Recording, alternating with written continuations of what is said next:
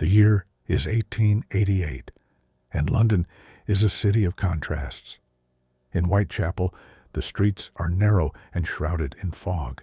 Gas lamps flicker, casting shadows that seem to move on their own. Poverty is everywhere. Families live crammed into tiny apartments, struggling to survive. Crime is a daily reality, and fear hangs heavy in the air. It is here, in these dark alleys and overcrowded streets, that a shadowy figure begins to emerge. A killer whose name will echo through history. Jack the Ripper. Jack the Ripper's victims were primarily women living on the margins of society. Many of them were poor, struggling to survive by selling what little they could on the streets of Whitechapel. These women, like Mary Ann Nichols and Annie Chapman, faced not only poverty, but also the harsh judgments of a society that looked down on them. Their daily lives were a constant battle against hunger, illness, and danger. Elizabeth Stride and Catherine Eddowes, whose names would become infamous, were no strangers to hardship either. Each night they walked the foggy streets, unaware that a silent predator was watching, waiting, and planning. The murders were sudden, violent, and methodical. Jack's attacks were precise, often targeting the neck and abdominal area, leaving a signature that would terrify the city for decades. Mary Jane Kelly, the last known victim, suffered the most horrifying end. Her murder shocked even the hardened detectives of the Metropolitan Police. Each crime scene painted a grim portrait of brutality, and yet the killer left behind almost no trace. Whitechapel was gripped by fear. Families locked their doors, and the streets emptied as darkness fell. Residents whispered about a ghostly figure, a shadow that seemed to strike without warning. Who could commit such acts, and why did the terror continue night after night? As the murders continued, the pressure on the Metropolitan Police mounted. Detectives worked tirelessly, walking the fog-filled streets of Whitechapel, searching for any clue that could lead them to the killer.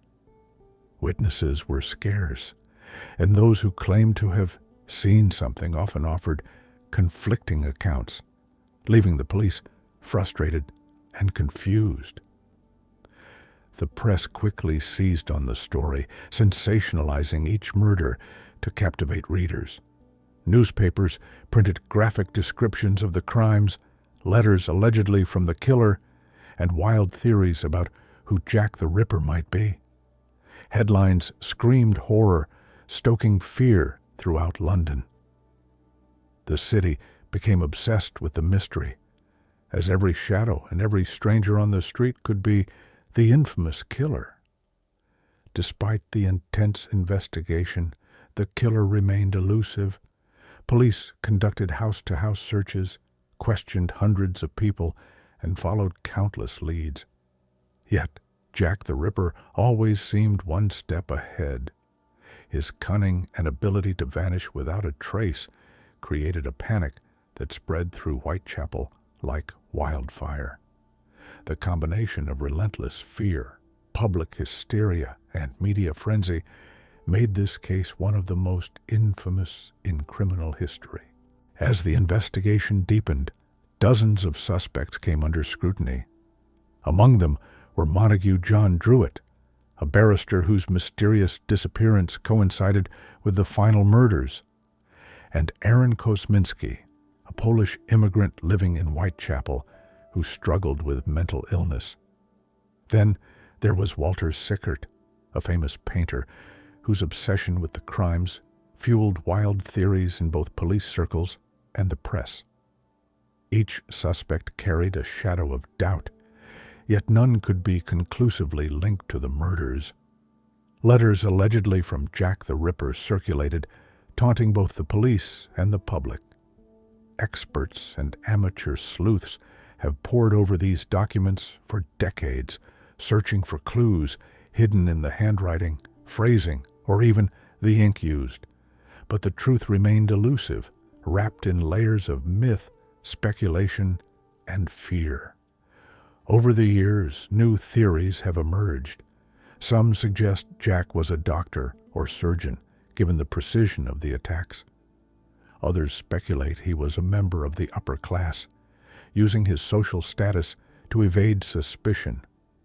No matter the theory, the identity of Jack the Ripper continues to haunt historians, criminologists, and true crime enthusiasts alike, cementing his place as one of history's most enduring mysteries.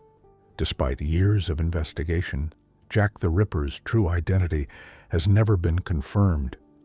The murders remain unsolved, leaving historians and criminologists with endless questions. Was he a cunning professional or a deranged opportunist? The lack of concrete evidence allowed myths to grow, turning a series of brutal crimes into an enduring legend. The killer's methods, precise and calculated, suggest knowledge of anatomy, but nothing proves he had formal training. Every clue found, a letter, a witness statement, a footprint, led to more speculation than certainty. Over time, Jack the Ripper became more than a criminal. He became a symbol of fear, mystery, and the unknown dangers lurking in the shadows of Victorian London. To this day, the case continues to fascinate and horrify. Amateur sleuths, historians, and true crime enthusiasts tirelessly examine old reports, maps, and letters, searching for a hint of the man behind the mask. And yet, every answer seems to raise 100 more questions. The identity of Jack the Ripper remains one of history's most haunting enigmas. Jack the Ripper did not disappear with the end of the Whitechapel murders. Instead, he became a figure of fascination, fear, and endless speculation. Books, films, television shows, and even music have kept his legend alive. Every retelling adds layers to the myth, blending historical fact with imagination. Writers and filmmakers have used Jack the Ripper as a symbol of the unknown, a way to explore the darkest corners of human nature. From gruesome horror films to detailed historical analyses, his story continues to captivate audiences around the world. Tourists flock to Whitechapel to walk the same streets where the terror unfolded, eager to feel a connection to the chilling past. Even today, Jack the Ripper inspires art, literature, and research. True crime enthusiasts analyze old letters and maps, theorizing about his identity. Museums and exhibitions preserve artifacts and documents, keeping the mystery alive. The Ripper is no longer just a historical criminal.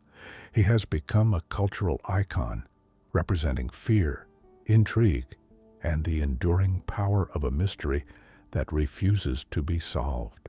Jack the Ripper's reign of terror ended more than a century ago, yet his presence still lingers in history. Whitechapel's dark alleys, once filled with fear and suspicion, now echo with stories of the unknown. The case remains a puzzle, studied by historians, criminologists, and enthusiasts who try to piece together the fragments of a mystery that refuses to yield its secrets. The legend of Jack the Ripper serves as a stark reminder of the fragility of society, the dangers lurking in shadows, and the human fascination with the macabre. His story continues to inspire books, films, documentaries, and tours, keeping both the memory and the fear alive. Each generation rediscovers the terror, the questions, and the myth, adding new layers to an already complex narrative. Ultimately, Jack the Ripper is more than a series of unsolved murders. He is a symbol of fear, of human curiosity, and of the mysteries that defy explanation. His legacy endures not only in history books, but also in our collective imagination, reminding us that some enigmas are so powerful they refuse to be forgotten.